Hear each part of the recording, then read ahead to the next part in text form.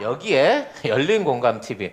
요즘 제일 핫하죠? 너무 핫해요. 너무 핫해갖고 부럽습니다만 네. 아무튼 그 부러운 게 걱정도 되고 걱정이 힘드시게 좀 돼요. 당했다는 생각도 네. 들어요. 진짜 저는 네? 좀 걱정돼요. 여기에서 또 양재택 씨 진술에 관련된 동거세에 관련된 추가 폭로가 나왔는데 정대택 씨의 진술? 그렇죠, 정대택 씨. 근데 이 양반들도 참 집요하네. 엄청납니다.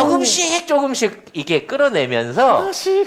정말 잊을만 하면 새 거 꺼내고 끝났겠지 싶으면 새 거 꺼내는데 근데 진짜 디테일하게 취재를 다 하셨더라고요. 네. 방송을 보니까. 보면은 원래 정대택 씨가 최은순이 나한테 양재택 검사가 이제 특별 분양 받아줬다고 자랑을 했다. 양재택 공무원이니까 명의만 전상음으로 하고 그다음에 잔금은 최은순이 집어넣었다라고 얘기를 했거든요. 그러니까 이게 중요한 게 최은순이 분양을 받아줬다예요. 최은순이 이걸 분양을 받아줬던 누가 봐도 삼성이 빼돌린 물량을 줬던 거거든요. 특별 분양이니까. 그러면 삼성이 최은순을 통해서 이미 양재택을 관리하기 시작했다고 봐야 되는 거고. 거의 그렇죠. 그리고 잔금도 최은순이 넣기로 한 거예요. 그래서 거래 내역서가 있습니다. 여기 보면은 다 이자를 이렇게 물고 있어요. 완전 충격이야. 네. 다 물고 있어. 그러니까 결과적으로는 이러한 거래를 주도했던 게 최은순이었고 최은순 뒤에서 7억짜리 아파트를 안아줘라 하고 분양해줬던 세력도 삼성이었는데 그러니까 오래된 거지 이 연골고리가. 그렇죠. 근데 이게 흘러내려오는 과정 중에 양재택이 팽을 당하니까 그걸 뺏은 거야. 야. 김건희한테 그걸 옮겨버린 거야 결과적으로. 그래가지고 여기서는 뭐라고 하냐면 김건희 씨가 아크로비스타 매입은 2006년 1월에 했거든요. 1월 23일. 근데 김건희가 또 보면은 여기 원래 그 전에 전상흠 씨가 이 아크로비스타 주인이었단 말이에요. 이 사람이 주인이었는데 그러니까 명목상 주인이었는데 명목상 주인이고 그 형하고 전화 통화를 했는데 열공원 TV가 집이 없이 살았다 전상흠은. 그러니까 2006년도에 등기가 돼 있지만 이미 2005년도부터 살고 있었다. 거기서 살고 있었다는 거잖아. 그게 명신의 어떻게 이름으로. 나왔냐면 2005년에 검찰에 가가지고 이 사람이 또 하도 검찰에 들락날락거려서 그런가 아무튼 진술 조서를 쓰는데 실제 거주지를 아크로비스타 아파트 B동 306호로 써놨는데 이게 2005년 8월 11일입니다. 그러니까 등기 이전 되기 이전부터 이미 거기에 실거주를 했다는 거잖아. 그렇죠. 그렇죠. 거기에 양재택 검사랑 같이 살고 있었다는 거죠 결국에. 그러면 여기 전상흠 씨는 양재택이랑 중마고우였다. 친한 친구였기 때문에 명의를 빌려준 거네 그냥. 그렇죠. 전상흠 씨는 이거 말고도 주택이 3개가 더 있었는데 그렇죠. 자기가 사는 데는 되게 안 좋은 데 살고 그러니까 있었어요. 결국 다 명의로 해갖고 빌려주고 대준 건데 결과적으로 제일 중요한 건 뭐냐? 이건 분명히 양재택한테 주기로 한 건데 양검사한테 주기로 한 거고 건데? 일은 일대로 다 시켜놓고 그렇지. 이혼하니까 이걸 뺏은 거예요. 그러니까 그 양재택 검사의 말 그대로 끈이 떨어져 버리니까 검사로서의 이제 사용 용도 폐기가 되는 거죠. 근데 비굴하게 모르겠어. 쿨하게. 그러면 내가 너랑 살았으니까 이거 줄게. 이런 게 아닌 것 같다는 거지. 왜 이건 원래 양재택이 살라고 한 것도 아니고 아들 주려고 주려고. 받은 거래잖아. 그렇죠. 이미 할머니가 기억하고 있잖아. 손주 주려고 받은 건데 걔들이 그걸 뺏어갔다. 가만두셨어요. 아니 뭐 같이 살기도 했는데 뭐 그 정도 어떻게 달라 그러냐라는 식으로 말씀하셨잖아. 네. 어머니가. 아들이 뭐 여자 건드린 건데 뭐 이런 식으로 얘기하시면서 그냥 어머니가 진짜 대인배고 그러니까.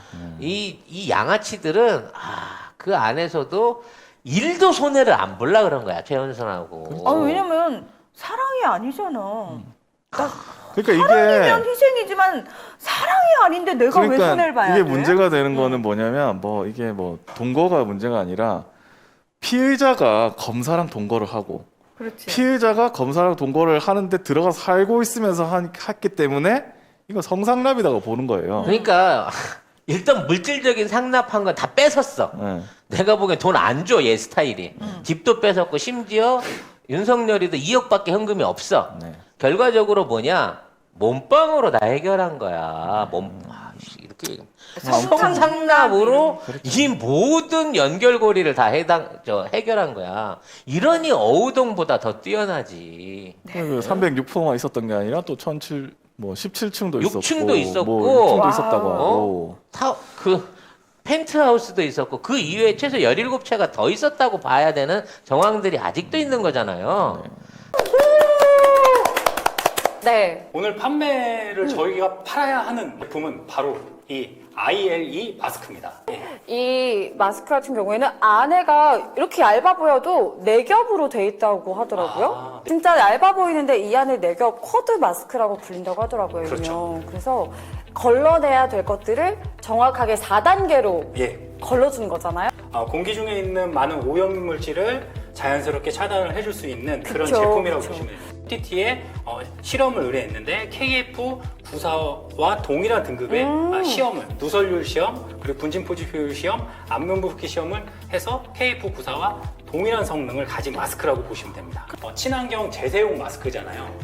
환경도 생각하고 나도 생각하고 우리 모두를 생각하는 정말 일석이조의 마스크가 이 ILE 마스크잖아요.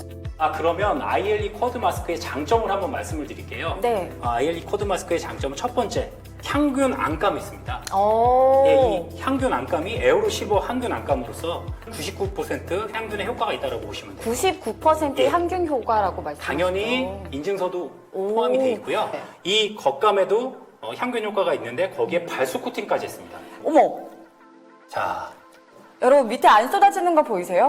여러분 보이시나요?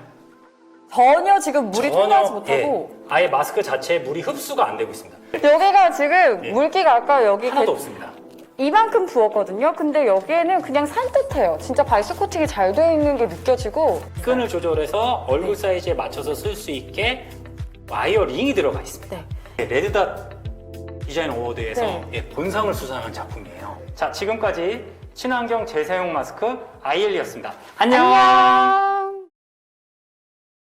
네, 아무튼 이 놀라운 얘기들의 끝은 도대체 어디까지 갈 것인가. 그리고 이거를 어떻게 헤쳐나가고 이 부담을 갖고 대선 후보로서의 직을 와. 계속 유지할 것인가. 유지. 이 뻔뻔함. 네.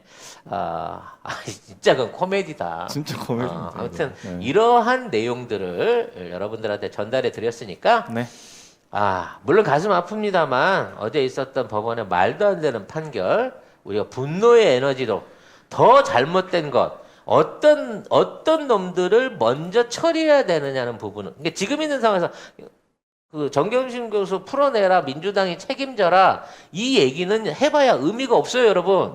책임질 수 있는 부분이 아니야. 그건 법관의 권한이기 때문에, 고유 권한이기 때문에. 그렇게 되면 말 그대로 기존에 있는 삼권 분립 체제를 다 무너뜨리고 민주당이 나서야, 대통령이 나서서 책임져야 된다라고 하는 건 억지 논리일 뿐인 거고요.